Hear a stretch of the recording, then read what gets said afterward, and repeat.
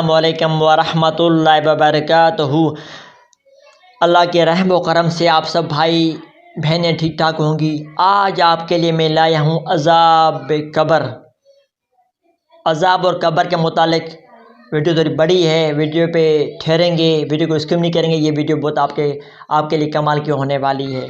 عذاب قبر، ہر جاندار کو موت کا مزہ چکھنا ہے اور مرنے کے بعد ہر انسان کو اس کے عملوں کی جزا یا سزا ملے گی۔ اس کے درجے ہیں، ایک مرنے کے بعد سے قیامت تک، اس کو عالم برزخ کہتے ہیں، اور دوسرا درجہ قیامت سے لے کر عبداللہ ابد الآباد تک ہے، اس کو حشر و نشر کہتے ہیں۔ اس میں پوری جزا و سزا ہوگی۔ سب کفار اور بعض گناہگار مومنوں کو قبر کا عذاب ہوتا ہے۔ بعض گناہگار مومنوں سے قبر کا عذاب بھی معاف ہو جاتا ہے، یا وہ گناہ کے مطابق عذاب پا کر نجات پا جاتے ہیں۔ صالح مومن مرد و عورت قبر میں عیش و آرام سے رہتے ہیں۔ وارثوں اور دیگر مسلمانوں کی خیرات کرنے، قرآن مجید و نوافل وغیرہ پڑھنے اور اس کا ایصال ثواب و دعا کرنے سے بھی میت کے عذاب قبر میں تخفیف ہو جاتی ہے، مگر کافر کو مرنے کے بعد کوئی خیرات یا دعا وغیرہ نفع نہیں دیتی، خواہ کوئی مومن ہی ایسا کرے۔ اس طرح اگر کوئی کافر کسی کافر یا مومن مردے کے لیے دعا کرے یا صدقہ دے تو ہرگز اس کو نفع نہ دے گا۔ ثواب پہنچانے کے لیے کسی خاص چیز یا کسی خاص وقت یا خاص طریقہ کی پابندی شرع شریف میں نہیں ہے۔ ایسی پابندی سے بچنا چاہیے، بلکہ جس وقت جو کچھ میسر ہو وہ مالی یا بدنی ثواب کا کام ادا کر کے اس کا ثواب بخش دیا جائے۔ ایصال ثواب کا کام رسم کی پابندی، دکھاوے اور نام و شہرت کے لیے نہ کریں، اور بلا ضرورت ادھار اور قرض لے کر رسوم کی پابندی کرنا اور بھی گناہ ہے۔ کسی ایسی مصرت سے وقت وغیرہ کی پابندی کی جائے جو شرعاً جائز ہو اور اس کو شرع کے طرف سے لازمی نہ سمجھا جائے تو کوئی حرج نہیں، مگر آج کل جاہلوں کی رسمی پابندی کے خوف سے بچنا ضروری ہے، ورنہ وہ دلیل بنائیں گے۔ قبر میں مردے سے سوال و جواب کی تفصیل یہ ہے کہ جب مردے کو اس کی خواہش و قارب قبر میں رکھ کر واپس جاتے ہیں تو وہ ان کی جوتیوں کی آواز سنتا ہے۔ اس وقت اس کے پاس دو فرشتے آتے ہیں، ایک کو منکر اور دوسرے کو نکیر کہتے ہیں، جو اس کو بٹھا کر پوچھتے ہیں، من ربک، تیرا رب کون ہے؟ مومن بندہ جواب دیتا ہے، ربی اللہ، میرا رب اللہ تعالیٰ ہے۔ من نبیک، تیرا نبی کون ہے؟ مومن بندہ جواب دیتا ہے، نبی محمد، میرے نبی محمد صلی اللہ علیہ وآلہ وسلم ہے۔ من دینک، تیرا دین کیا ہے؟ اگر چلا ہوگا دین سچے دین پہ تو جواب وہی دے گا۔ مومن بندہ جواب دیتا ہے، دین الاسلام، میرا دین اسلام ہے۔ بعض روایت میں دوسرا سوال اس طرح ہے، ما کنت تقول فی ھذا الرجل، تو اس آدمی محمد صلی اللہ علیہ وآلہ وسلم کے بارے میں کیا کہتا تھا؟ مومن بندہ جواب دیتا ہے، وہ رسول اللہ صلی اللہ علیہ وآلہ وسلم، وہ اللہ کے رسول صلی اللہ علیہ وآلہ وسلم ہے۔ وہ فرشتے کہیں گے، تجھے کس نے بتایا؟ وہ کہے گا، میں نے اللہ تعالیٰ کی کتابیں پڑھی، اس پر ایمان لایا اور تصدیق کی، بس اس کے لیے قبر میں جنت کی طرف ایک دروازہ کھول دیا جائے گا، جس سے جنت کی ٹھنڈی ٹھنڈی ہوا اور خوشبو اس کے پاس آتی رہے گی، اور اس کی قبر کشادہ اور نورانی کر دی جائے گی۔ اگر وہ بندہ کافر یا منافق ہوتا ہے تو سوالوں کے جواب میں کہتا ہے، ہاں لا ادری، افسوس میں کچھ نہیں جانتا۔ وہ فرشتے اس کو لوہے کے گرزوں ہتھوڑوں سے ایسے مارتے ہیں کہ سوائے جن و انس کے تمام مخلوق اس کی چیخیں سنتی ہے، اور قبر اس کو اس قدر دباتی ہے کہ اس کی پسلیاں ادھر کی ادھر اور ادھر کی ادھر نکل جاتی ہے۔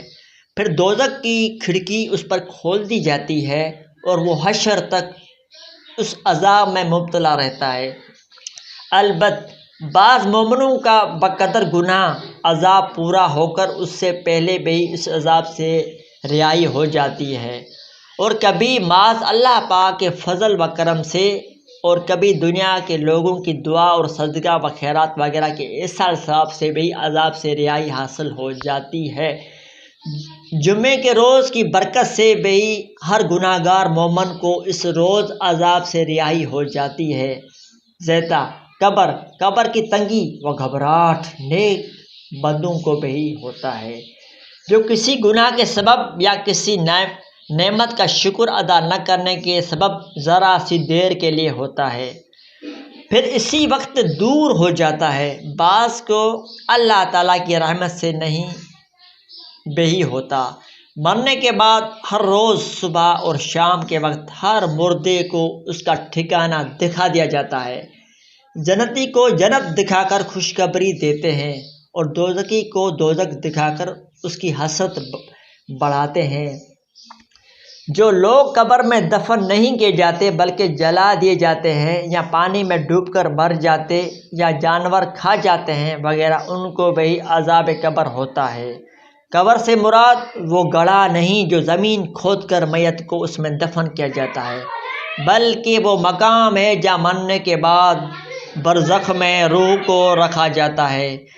نیکیوں کے روح کے مقام کو عالم بالا یعنی علین کہتے ہیں، اور بروں کے مقام کو عالم پست یعنی سجین کہتے ہیں، اور وہ عذاب سام بچھو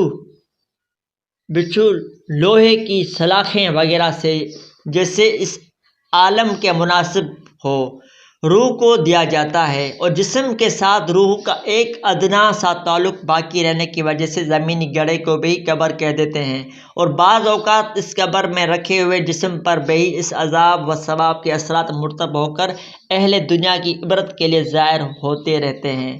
علماء نے مسلمان کے گناہ معاف ہونے کے 10 سبب لکھے ہیں۔ نمبر 1 توبہ، نمبر 2 استغفار، نمبر 3 نیک اعمال، نمبر 4 دنیا میں کسی بلا میں گرفتار ہونا، نمبر 5 زیزہ قبر، نمبر 6 مسلمانوں کی دعا کی برکت، نمبر 7 مسلمانوں کا صدقہ جو اس کے طرف سے دے، نمبر 8 قیامت کی سختی، نمبر 9 نبی صلی اللہ علیہ وآلہ وسلم کی شفاعت، نمبر 10 معاذ رحمت اللہ جو لوگ قبر کے عذاب اور منکر نکیر کے سوال و جواب سے محفوظ رہیں گے، یہ ہے۔ نمبر 1 غازی یا شہید، نمبر 2 جمعے کی رات یا جمعے کے دن مرنے والا۔ تناسک آواگون مسلمانوں کے عقیدے کے بالکل خلاف ہے، یہ ہندوؤں اور بعض کافر فلسفیوں کا عقیدہ ہے جو غلط ہے۔ انبیاء علیہ السلام اس دنیا سے پردہ فرمانے کے بعد اپنی قبروں میں اپنے اجسام کے ساتھ زندہ ہیں، اور اس زندگی کی کیفیت اللہ تعالیٰ ہی بہتر جانتا ہے۔ شہداء بھی زندہ ہیں، لیکن انبیاء علیہ السلام کی زندگی سب سے قوی تر ہے۔ صدیقین و دیگر اولیاء اللہ و حفظ بھی زندہ ہیں۔ اولیاء اللہ اور شہداء کی روحیں سبز پرندوں کے جسم میں داخل کر دی جاتی ہے، وہ بشت میں پھرتی اور اس کی نہروں کا پانی پیتی ہیں۔ ان کی ارواح کو اجازت ہوتی ہے کہ جہاں چاہیں پھریں۔ کاملین کی ارواح کبھی کبھی اللہ تعالیٰ کی اجازت سے اس جسمانی دنیا میں ظاہر ہو کر تصرف بھی کرتی ہے اور اپنے دوستوں کی مدد کرتی اور دشمنوں کو سزا دیتی ہے۔ اللہ جل شانہ سے دعا ہے اللہ پاک ہر مسلمان کو موت کی تیاری کرنے کی توفیق عطا فرمائے۔ اللہ پاک ہر مسلمان کو عذاب قبر سے بچائے۔